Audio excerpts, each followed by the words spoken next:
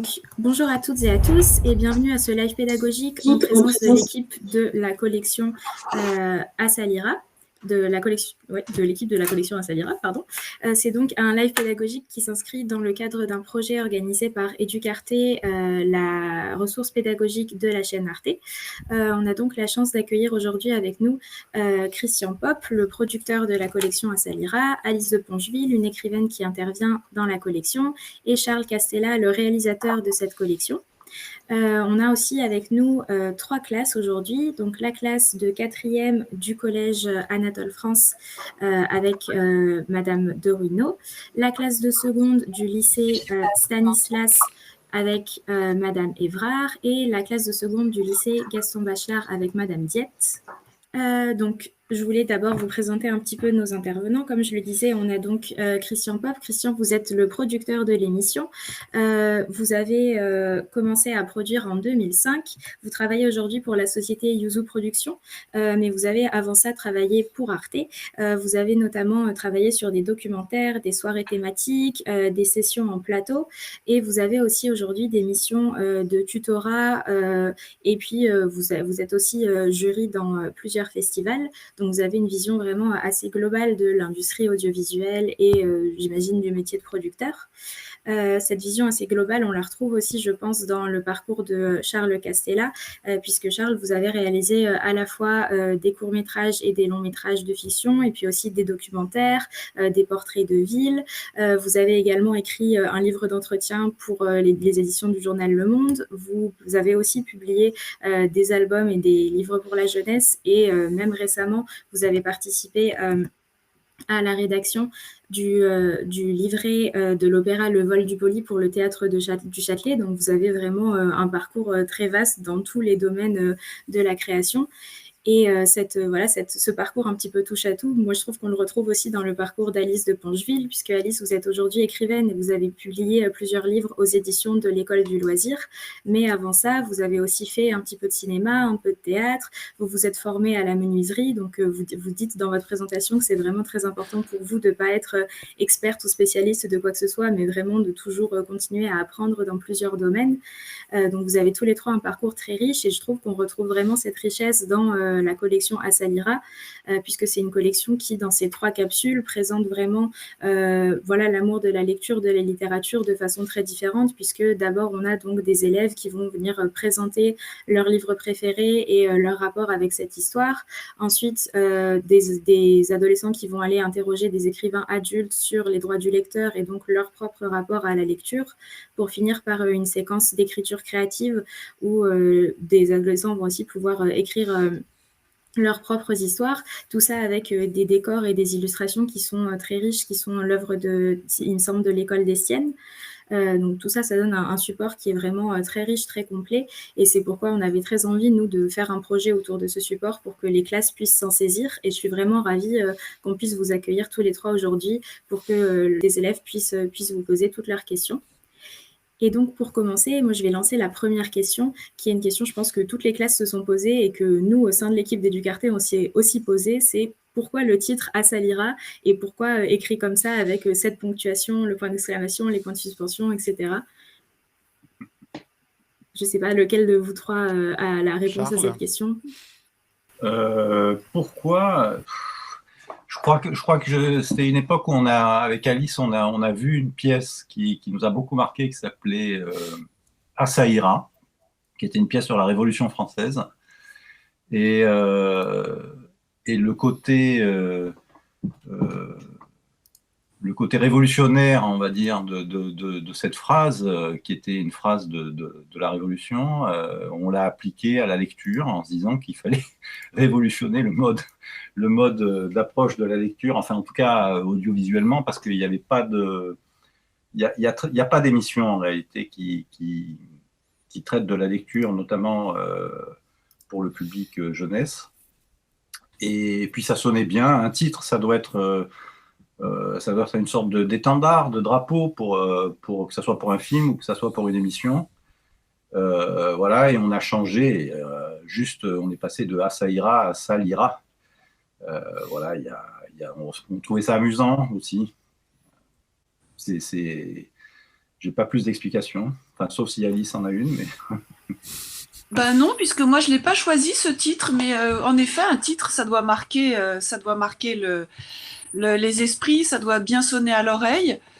Oui, puis le côté révolution, ça nous convient assez bien en fait. Toi, Christian, je sais pas. Pareil, je n'ai pas grand-chose à rajouter, sauf que effectivement, la ponctuation, pour parler de la ponctuation, c'était pas la ponctuation initiale, donc ça s'appelait Asalira 3 points, et après ça s'appelait Asalira point d'exclamation, et à un certain moment, en fait, je ne sais même plus pourquoi, on avait changé ça, peut-être aussi parce que c'est plus étonnant. J'avoue par contre qu'en termes de présentation du projet, ou plutôt des films finis, ça nous a causé quelques soucis, mais soucis intéressants, c'est parce que les gens ne l'écrivaient pas comme ça. Donc typiquement dans la presse, donc il a fallu corriger certains articles, certains communiqués de presse, parce que les gens l'écrivaient comme on peut s'y attendre, donc c'est-à-dire Asalira point d'interrogation ou Asalira 3 points. Mais je trouve que c'était un choix très joli, très judicieux aussi, parce que ça reste, comment dire, effectivement ça attire et ça interroge, ça interloque. Peut-être un mot sur le titre anglais, parce que on a essayé aussi d'internationaliser ou de faire en sorte que ces films soient vus à l'étranger. C'est pas évident, parce que quand même, quand on parle de langue, ça voyage moins. Ça voyage bien sûr dans les pays francophones, mais pas dans d'autres pays, ou moins bien. Le titre anglais, c'est Ready, Steady, Read. Donc, à vos marques, prêts, partez, en gros, mais traduit en anglais, et bien sûr, au lieu de partir, au lieu de partez, c'est remplacé par lisez. Donc, à vos marques, prêts, lisez, si vous voulez. Traduction pas tout à fait littérale, mais en tout cas, ça serait une traduction convenante. Et après, pour le titre allemand, parce qu'il y avait un titre allemand aussi, vu que les films ont été montrés sur Arte, le titre allemand, c'est Lesefieber, ce qui veut dire littéralement la fièvre de la lecture, mais qui est un mot aussi très usuel, très usité en fait en Allemagne. Donc quelqu'un qui adore lire, en fait, il a la fièvre de la lecture, et donc c'est pour ça que ça s'appelait comme ça.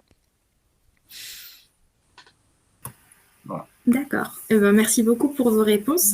Je pense que je peux tout de suite laisser un élève poser sa question. Donc peut-être on peut commencer par la classe de Madame Évrard. Okay. Je vais essayer de déplacer la caméra sur l'élève qui va poser la question quand même. Ça serait plus sympa. Voilà, je me pousse. Et elle sait que c'est elle qui va poser la question, mais elle attend. Voilà, j'arrête le complot.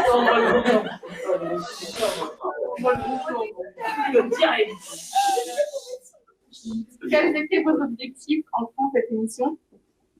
Quels étaient votre objectif en faisant cette émission, c'est ça? C'est ça. Très bonne question. Je vais laisser les intervenants répondre, et je vais couper ma caméra pour que vous les voyez un petit peu plus gros. Je vais commencer, mais après je vais te laisser la parole, Charles. Donc je vais commencer juste par dire que il y a pas mal d'années, en fait, toi, Charles, tu m'as approché, on travaillait sur un autre projet à cette époque, et tu m'as dit, et si on faisait un magazine littéraire pour la jeunesse, donc une émission d'actualité pour parler justement de l'actualité littéraire. Et donc des sorties des livres, hein, donc pour promouvoir d'une certaine façon, sans que ça soit nécessairement quelque chose de publicité, pour promouvoir la littérature jeunesse. Et c'est vrai qu'à l'époque, on n'a pas trouvé tout à fait l'angle et la possibilité de le faire. Et donc c'est resté un tout petit peu en suspens. On s'est dit oui, c'est une très jolie idée, c'est très bien, mais comment aborder cela, comment commencer l'écriture? Et après, donc tu as eu l'idée de faire en fait quelque chose d'autre, Charles? Oui, mais bon, ce que vous savez peut-être pas, c'est que Alice et moi, on est mari et femme, et que Alice est écrivain, et que donc des conversations sur la lecture. On a un enfant qui a 16 ans, donc on en a assez régulièrement. Et voilà, je pense que dans le monde dans lequel on est entré depuis un certain temps, on le sait enfin, en tout cas, ce que je croyais, c'était que les gens lisaient de moins en moins. Or, après, en voyant les statistiques, on s'aperçoit que c'est surtout les adultes qui désertent le plus la littérature, je crois. Mais quand même, on avait envie que voilà, c'est un peu ce que je disais tout à l'heure, qu'il y ait un espace audiovisuel où on puisse s'amuser et parler de littérature et de faire connaître et aimer des livres. Ce dont je me souviens, c'est qu'en effet, on s'est quand même posé la question de savoir si on pouvait mettre en valeur un peu la littérature jeunesse, parce qu'il y a beaucoup de livres qui sortent, il y a beaucoup d'écrivains en jeunesse qui font des livres vraiment à destination d'un public d'enfants ou d'adolescents, et qu'en fait, personne ne les conseille. Donc notre première réflexion, ça a été ça. Comment est-ce qu'on pourrait montrer un petit peu le choix qu'il y a en littérature jeunesse, parler des livres pour simplement que ces livres soient visibles. Parce que sinon, on ne peut choisir un livre jeunesse seulement quand on est en librairie, en fait, sur les conseils de son libraire. Mais il n'y a pas des librairies partout. Et puis, il y a beaucoup de gens qui achètent aussi sur Internet. Donc, en fait, il y a peu de gens qui peuvent conseiller des livres en littérature jeunesse, alors que c'est quand même un accès à la littérature qui est souvent agréable et qui est souvent facilité, en fait. Parce que commencer par lire des classiques, c'est pas toujours ce qu'il y a de plus facile à faire. Donc ça, c'est la première réflexion qu'on s'est faite.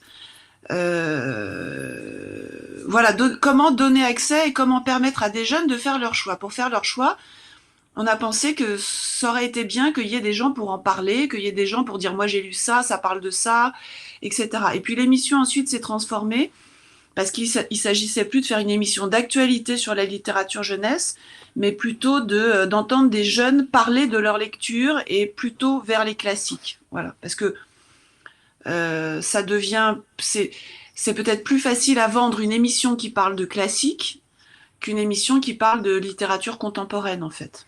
Il y avait aussi l'idée qu'en travaillant avec des adolescents de vos âges, on démystifie un peu l'aspect trop soit impressionnant, soit sérieux de la littérature classique, et de montrer que voilà, c'était un univers très riche et que tout le monde pouvait y avoir accès. Merci beaucoup pour vos réponses très complètes. Peut-être qu'on peut donner la parole maintenant à la classe de Madame Deruino, si vous voulez poser une question à votre tour. Oui, Myriam, vas-y. Où trouvez-vous toute votre imagination dans les histoires? Pourquoi je ne suis pas inspirée? Donc, tu parles de la 3e séquence plutôt, l'atelier d'écriture? D'accord. Vous avez entendu la question? Alors, tu veux parler de l'atelier d'écriture ou du travail de l'écrivain quand il est seul? L'atelier d'écriture. Alors, l'atelier d'écriture, ce qui est très très important quand on se retrouve à devoir faire écrire des gens, c'est de leur donner des limites. De leur donner des limites et de leur donner des bornes. Parce que si tu prends un groupe de gens qui ont envie d'écrire, ou une ou deux ou trois personnes même, un peu comme dans l'atelier qu'on a fait pour l'émission, et que tu leur dis allez-y, écrivez, en fait, c'est comme si tu les jetais dans le vide. Parce qu'il n'y a rien de plus difficile que de répondre à cette injonction, écrivez.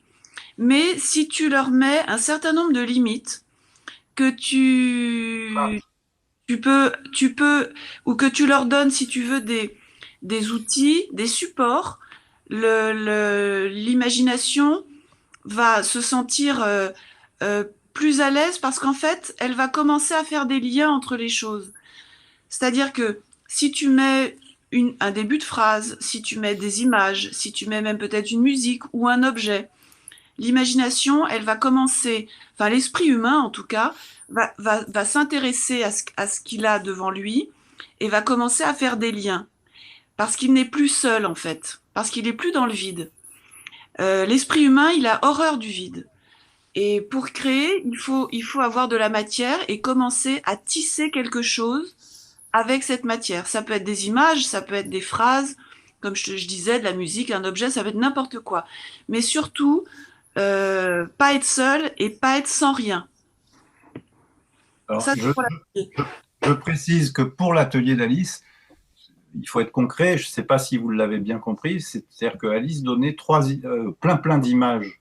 Elle étalait plein d'images devant les adolescents et le couple d'adolescents, un garçon, une fille, ou deux garçons, ou deux filles, et elle leur demandait de choisir ensemble 3 images parmi cette centaine d'images. Et à partir de ces 3 images, ils ont pu commencer à inventer une histoire. Donc c'est ça la contrainte. Oui, c'était des images un peu étranges que j'avais sélectionnées dans des films, dans des livres d'art, où ça pouvait être aussi des cartes postales. Et dans ces images, une fois qu'ils avaient choisi les images, ils étaient attirés par certaines images, donc ils les ont choisies. Et ensuite, je leur disais que dans ces images, en fait, il y avait plein d'éléments pour construire leur histoire. Ça pouvait être le décor de leur histoire, ça pouvait être les personnages de leur histoire, ou simplement l'ambiance d'une des images. Et donc, une fois qu'ils avaient sélectionné leurs images, leur cerveau, leur imagination commençait à se mettre en route. Et par un effet de dialogue, les deux jeunes que j'avais en face de moi commençaient à se dire, ah bah tiens, peut-être que lui, c'est le personnage principal. Et puis, ils rebondissaient comme ça, l'un avec l'autre. Et petit à petit, un peu comme de la barbe à papa, si tu veux, petit à petit, le truc commençait à devenir de plus en plus, voilà, tu vois, à grossir, jusqu'à finir par devenir quelque chose qui ressemblait à une histoire. Alors après, moi, je sers à les orienter un petit peu, à les aider, je les oblige à creuser un petit peu leurs idées. Mais en fait, ils ont vraiment tout trouvé dans ce qu'ils avaient à la fois devant les yeux et finalement dans leur tête. Merci beaucoup. On peut donner la parole maintenant à la classe de Madame Diette. J'ai l'impression qu'il y a quelqu'un de prêt. Vous nous entendez? Oui. Ah, parfait. Donc, je vous laisse vous présenter et poser votre question. Allez-y. Bonjour. Fort, très fort. Bonjour. Ma question, c'est comment choisissez-vous les intervenants dans vos émissions? S'il vous plaît. Les intervenants, tu parles de quels intervenants? De ceux des adultes ou des enfants? Des adultes.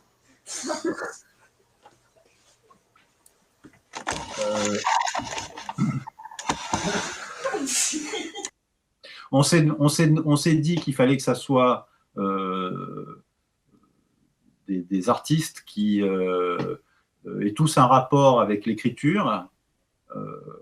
Alors, pas forcément des écrivains, mais Alice donc, est écrivain, donc elle a un rapport à l'écriture, hein, puisqu'elle est intervenante. Riyad Satouf, je pense que vous le connaissez, c'est un auteur de BD et qui a forcément un rapport à l'écriture et qui, en plus, travaille notamment, par exemple, avec les cahiers d'Esther, enfin, qui s'adresse en Pâques aussi à la jeunesse, et qui raconte sa vie, enfin bref, et qui a découvert la littérature assez tard. Bon, bref, il était vraiment parfait pour intervenir. Quant à Thomas Fersen. Thomas Fersen, pareil, c'est un chanteur qui écrit des textes et qui a un rapport à l'écriture, à la littérature, pour qui les livres sont très importants, l'ont guidé tout au long de sa carrière de chanteur. Voilà. Et puis pour notre amie Bettina Wolfert. Bettina Wolfert, pareil, c'est une une écrivain allemande qui a un rapport à la littérature, mais on aurait pu, si je ne sais pas, si demain on recommence une autre émission, évidemment, on pourrait faire intervenir tout un tas de... On pourrait faire intervenir un rappeur, pourquoi pas un homme politique, enfin, vous voyez ce que je veux dire. C'est-à-dire, c'est des gens qui se posent des questions ou qui travaillent, qui ont un rapport à l'écrit important, quoi. Ça pourrait être un journaliste aussi, un acteur. Après, peut-être aussi une réponse un peu plus technique. Comme disait Alice tout à l'heure, dans tout processus de création, c'est intéressant d'avoir des contraintes ou d'avoir des limites. Et il se trouve que nous avions des limites aussi, c'est-à-dire ou des contraintes, je dirais. Donc, c'est-à-dire que par exemple, donc cette émission a été faite pour Arte. Or, Arte, c'est une chaîne qui diffuse en même temps en France et en Allemagne, de fait à travers toute l'Europe, mais en français et en allemand. Et donc, par exemple, c'est une demande d'Arte d'avoir aussi au moins un personnage, un intervenant allemand, qui parle allemand. C'est pour cela que Bettina Wohlfahrt donc, est dans cette émission.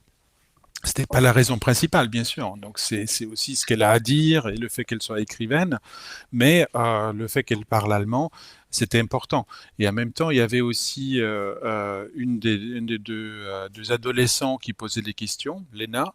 Elle est franco-allemande, donc elle est parfaitement bilingue, et donc elle posait ses questions à Bettina en allemand. Et donc ça, c'était une demande d'Arte. On n'aurait pas fait la même chose si on avait fait cette émission par exemple, pour France Télévisions. Voilà. Alors, que lisez-vous en ce moment et est-ce que cette lecture vous plaît? Tu demandes ce qu'on lit en ce moment? Et Oui. quoi? Et si ça vous plaît? Si c'est une lecture qui vous plaît? Alors moi personnellement, je lis plusieurs livres en fait en ce moment. Je lis j'ai commencé un livre jeunesse d'un camarade écrivain, et puis je lis aussi un bouquin de philo d'un auteur qui s'appelle Emanuele Coccia sur les plantes. Et voilà, j'alterne comme ça. Ce qui est bien, c'est que j'ai des lectures compliquées, plus ou moins compliquées en même temps. Et quand je suis fatiguée de l'une, bah je repars sur une autre. J'aime bien faire ça. Je lis souvent plusieurs livres à la fois, en fait. Moi, je suis pas du tout comme Alice. J'arrive pas à lire plusieurs livres à la fois. Donc là, je viens d'en terminer un qui s'appelle Rêver debout de Lydie Salver, qui est une écrivain amie. Et c'est un livre qu'elle a écrit. Alors, Lydie Salver, c'est une dame qui a eu le prix Goncourt il y a quelques années. Et c'est un livre sur Don Quichotte. Voilà. Qui est un personnage qu'on aime beaucoup. Et c'est sur son amour de Don Quichotte et en quoi ce personnage que vous connaissez tous, mais je ne sais pas si vous avez lu les aventures de Don Quichotte, mais qui est un personnage dont les aventures sont très contemporaines, parce que se battre contre des moulins à vent, c'est un peu tout, c'est une métaphore un peu de ce qu'on vit aujourd'hui. Voilà. Oui, c'est un super livre, je vous le conseille. Et le livre de Lydie Salver et le Don Quichotte. Et moi, pour ma part, je lis en ce moment 2 livres qui sont très très différents. Donc, je viens de commencer celui-là, qui est un livre d'un Égyptien, de Ala El Aswani, qui s'appelle Automobile Club d'Égypte. C'est très très beau, en tout cas les 3 chapitres que j'ai lus, ça parle de la fin des années 40 du XXe siècle, donc en Égypte. Et ça parle de colonialisme, ça parle de la différence des classes entre les gens très riches et les gens très pauvres. C'est très très bien écrit. Et le deuxième livre que je lis sur mon iPad, c'est un livre plus technique qui est en lien avec mon métier, qui s'appelle je traduis de l'anglais, De l'ordre dans du chaos. Et c'est un livre sur le montage dans le documentaire. Comment est-ce qu'on fait du montage? C'est pas c'est pas un manuel, hein, mais c'est un livre qui est écrit par un des meilleurs monteurs des films danois, Nils Andersen, et qui raconte justement son parcours. Depuis 40 ans, il travaille avec des films et il raconte comment il appréhende les images et comment il crée des histoires à partir des images. Donc c'est un livre, on va dire, plus professionnel, un peu plus ardu du coup, mais qui est très important dans mon métier. Vous avez vu que dans la série, il y a un énorme travail de montage qui a été fait pour dans les trois parties. Quand les jeunes se parlent de leur lecture, il y a quand même tout un travail de montage qui est fait avec aussi des images qui viennent rendre vivant les lectures et un peu essayer comme ça un peu comme si on rentrait dans le cerveau des gens qui parlent. Et pour l'atelier d'écriture, il y a aussi tout un travail de montage avec des images d'archives qui ont été travaillées et intégrées pour essayer de rendre, voilà, pareil là aussi, comme si on rentrait dans la tête de ceux qui écrivent l'histoire et qu'on la mettait en image. Et ce travail de montage, ça a été une des parties peut-être les plus longues à faire pour l'émission. D'accord, merci beaucoup. Est-ce qu'on peut peut-être maintenant passer la parole à la classe de Madame Deruino? Et après, donc, on donnera la parole à la classe de Madame Diette.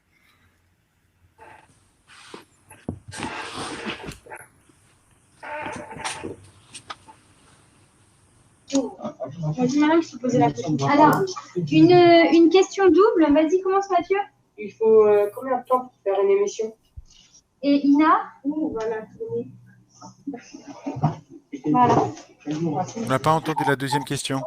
La deuxième question, où on tournera l'émission? Où elle est tournée? Où elle est tournée? Alors, je commence par rapport à la durée. Évidemment, c'est très très différent d'une émission ou d'un documentaire à l'autre parce que chaque création, elle est unique. C'est-à-dire que elle est très différente. Moi, je viens de finir un film qui part de la Russie, qui a été fait relativement vite. On a commencé à travailler dessus il y a 1 an et demi. Et ça, c'est relativement rapide, hein, donc, et on vient de le finir et il sera diffusé sur Arte en février. Donc ça, c'est plutôt rapide, on va dire. C'est un film d'1 heure. Pour Asalira, je pense qu'on a commencé à travailler dessus début 2019. Ou même avant, je pense en 2018. Donc c'était un voyage, on va dire, de 2 ans et demi, 3 ans. Parce que en fait, ce qu'il faut imaginer, c'est que au début d'un travail sur un projet de film, il y a un travail d'écriture, un travail de réflexion, bien sûr, mais aussi d'écriture. Et ensuite, il y a un travail de préparation, il y a un travail de financement, parce qu'il faut avoir l'argent pour le faire. Dans notre cas particulier, on voulait aussi tester nos idées d'adultes. Auprès d'adolescents. Donc, on a fait un atelier pour voir si ça les intéresse, en fait, ce qu'on nous on avait imaginé. Je dis nous parce que là, même si on était présenté un peu comme chacun dans sa case, Alice comme participante et auteur, Charles comme réalisateur et moi comme producteur, en fait, c'est un travail commun qui s'est nourri les uns des autres. Donc les idées des uns ont nourri les idées des autres, et en fait le résultat est un travail commun. Et donc ça a pris donc assez longtemps. De l'idée initiale jusqu'à ce qu'on finisse et que ça soit vu, je pense que c'était plus de 3 ans. Pour revenir sur le lieu et comment ça a été fait, alors ça a été fait à la production, c'est-à-dire là où travaille Christian, chez Yuzu Productions. qui ont un studio dans lequel on a pu tourner. Et je dois dire que ça a été une organisation comment dire, très efficace parce que il y a toujours une histoire d'argent. On peut pas, chaque épisode, on peut pas prendre une semaine pour le tourner. D'abord, il y a des impératifs, c'est-à-dire la disponibilité des adolescents qui participent à l'émission. Ils ne sont pas disponibles tout le temps, ils sont disponibles parfois une matinée, parfois un jour, et c'est en général le week-end, c'est-à-dire des jours où il n'y a pas classe, etc. Donc on a tourné en dehors des heures de cours, hein, on a tourné les week-ends, et il fallait optimiser absolument le temps, parce que le temps c'est de l'argent. Voilà. Et donc il fallait, c'était assez épuisant à faire, parce que à la fois pour les participants et puis pour l'équipe, parce qu'il fallait tourner plusieurs, par exemple pour Alice, plusieurs ateliers à la suite. Et c'est très épuisant parce qu'il faut une grande capacité de concentration, il faut être capable d'être frais à chaque fois. Et ça, c'était valable pour chaque partie que vous avez vue. Et Voilà. pour vous donner une idée, par exemple, un atelier, alors tu peux aussi peut-être dire, Charles, combien le temps que ça prend, mais nous, l'atelier, chaque atelier, il en reste quelques minutes hein, dans chaque émission. Il reste quoi, 6 minutes ou 8 minutes, je sais plus. 8 environ. 8. Les ateliers, c'était 2h30 de travail. C'est-à-dire que pendant 2h30, on réfléchit, on écrit, on tâtonne, on cherche. Et voilà, on a 2h30 de parole et on en garde 6 ou 8 minutes. C'est-à-dire que vraiment, je dirais qu'on a vraiment un condensé, quoi. Hein. Et il faut imaginer que pour toutes les parties, entre ce qui reste et ce qui a été fait, ben, il y a une énorme différence. Voilà. Et des ateliers, on en a fait parfois 3 par jour. Donc, ça veut dire que c'est une journée complète de création. On fait rarement ça, même quand on est écrivain. On n'est pas dans une telle intensité sur une seule journée, quoi. À faire 8 heures ou 7 heures de travail très, très, très, très intense de création. Alors, quand on tournait, par exemple, il y avait deux adolescents qui allaient faire l'atelier d'Alice dans un studio, et pendant ce temps, il y en avait 2 autres qui tournaient la séquence, l'atelier où il y en a un qui raconte à son copain un livre. Et tout ça se faisait en parallèle, mais il fallait vraiment optimiser le temps et qu'on puisse tout concentrer dans la même journée. Voilà. Pour être concret, donc on a tourné pendant 4 jours seulement, donc c'est 2 week-ends. Pour la première partie, donc pour Qu'est-ce que tu lis et pour les ateliers d'Alice, donc tout ça, ça a été fait en 4 jours, ce qui est énorme. Et après, les interviews avec les adultes dans la partie du milieu ont été faits chez eux. Donc pas pour tous, mais presque pour tous chez eux, et en dehors de ces 4 jours. Donc ça a été fait après. Et le tournage à l'école Estienne avec les étudiants qui dessinent, qui donc avaient besoin d'abord d'écouter les histoires racontées, par exemple, pour pouvoir passer à l'action et illustrer les livres dont il était question. Donc voilà, ça, évidemment, ça c'est plus étendu, mais vraiment la concentration sur les 2 jours pour l'atelier d'Alice et puis pour les Raconte ton livre, ça c'était une organisation militaire. Ouais, c'est les 4 jours en tout. 4 jours. Ouais. D'accord, merci beaucoup. On va peut-être maintenant passer la parole à la classe de Madame Dietz, qui avait une question autour du montage ou d'autres choses. Hein. Allez-y si c'était une question sur autre chose. Alors, du coup, on a suivi la progression de l'interview et du coup, on se focalise plutôt sur le métier d'écrivain, les questions qui avaient été préparées autour de la création métier d'écrivain. Donc, je vous laisse vous présenter et poser ensuite vos questions. Donc, bonjour. Très fort. Bonjour, je m'appelle Naïma. Donc, j'ai une question pour l'écrivain. Vous écrivez par besoin ou par passion? En fait, je vois pas bien la différence, en fait. Dans les deux cas, il me semble qu'il y a une idée d'urgence et de nécessité. Besoin, c'est quand on peut pas faire autrement, et passion, on peut difficilement faire autrement. Donc, dans les deux cas, j'ai l'impression que dans ta question, il y a, en tout cas, ce que ça me dit, c'est qu'il y a une histoire de nécessité. Et dans ce cas-là, je te répondrai que oui, moi, j'écris parce qu'il y a une histoire de nécessité. C'est-à-dire que si j'écris, je commence un livre parce qu'il y a quelque chose d'important pour moi à ce moment-là à dire ou à travailler, et je n'écris pas des livres pour remplir le programme d'un éditeur, si tu veux, hein. Ça m'est complètement égal.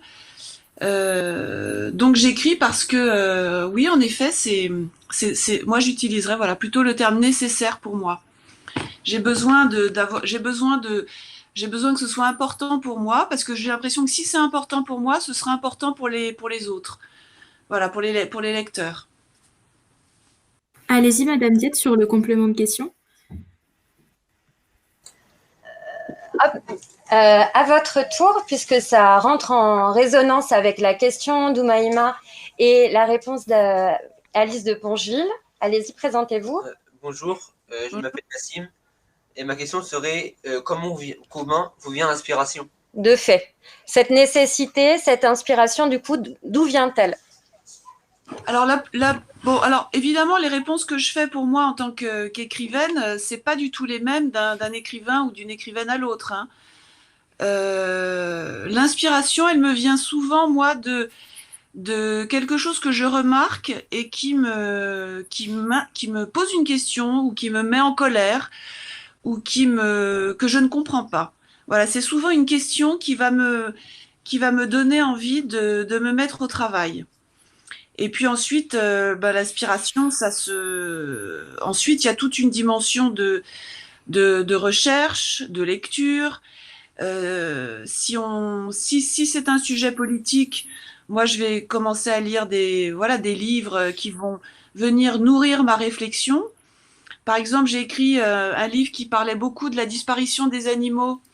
Donc j'ai lu beaucoup de livres autour de ça, déjà pour comprendre ce que c'était qu'un animal, pourquoi c'était différent d'un humain, ou pourquoi d'ailleurs ça l'était pas tant que ça, différent. Là, le dernier livre que j'ai écrit, c'était un livre d'anticipation, donc un livre un petit peu plus aussi, enfin un livre politique. Donc là, j'ai lu des essais, j'ai lu de la sociologie, ou de la philo, ou des romans, d'autres romans d'anticipation. Et donc c'est venu nourrir ma réflexion. Et puis ensuite, comme je disais pour les ateliers d'écriture, il se passe la même chose dans la tête d'un écrivain, c'est-à-dire que en fait, on fait des liens, on passe notre temps à faire des liens, et l'inspiration, ça se travaille. C'est ces liens qu'on fait qui vous font avancer. Ça vous tombe pas, l'inspiration, c'est pas quelque chose qui vous tombe du ciel. On nourrit son imaginaire, et on nourrit donc son inspiration. D'accord. Alors, je peux laisser la parole aux élèves de Madame Diette.